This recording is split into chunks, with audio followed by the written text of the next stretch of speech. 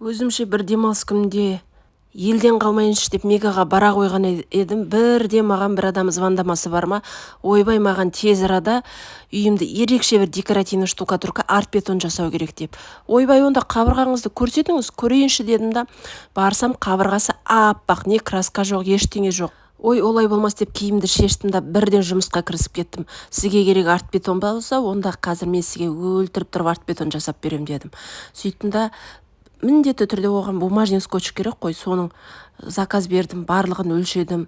Бұл жерде 1 миллиметрдің өзі өте маңызды, дұрыстап қадағалау керек, қарау керек. Ондайды әрине мен сияқты мастерлер ғана істей алады деп өзім де мақтанып қояйын арасында.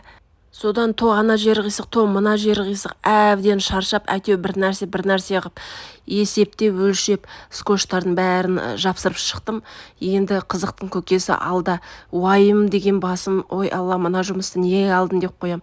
Әрең дегенде скотч жапсырып болдым, сөйтіп бірден арт-бетонды бастап кеттім. Балконның есігі ашық еді, қабырғам бірден кеппесі бар ма, қуанып кеттім. Тез жап тастап, тез ақшамды алып шығып кететін, мына жер вообще күшті болды деп жағып жатырмын, бәрін реттеп қойып жатырмын. Енді білмеймін, әзірше бәрі күшті болып жатыр, өзім ойымдағыдай. Енді ол ең маңыздысы маған жұмыс берген клиентке ұнаса болды ғой. Сөйтіп міне қызықты көрсетейін сіздерге. Осындай керемет жұмыс шықты. Бұл әлі біткен жоқ. Қызықтың көкесі алда, бұған әлі жақсы безендіруім керек қой.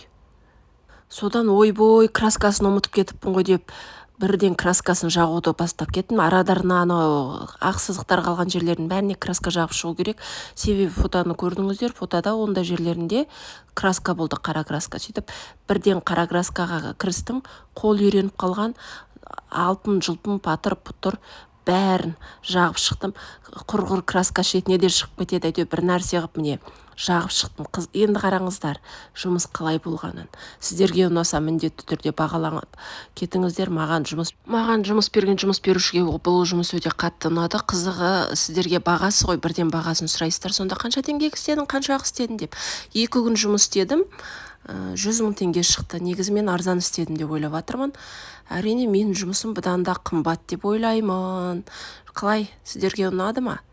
Ондай болса міндетті бағалап кетіңіздер.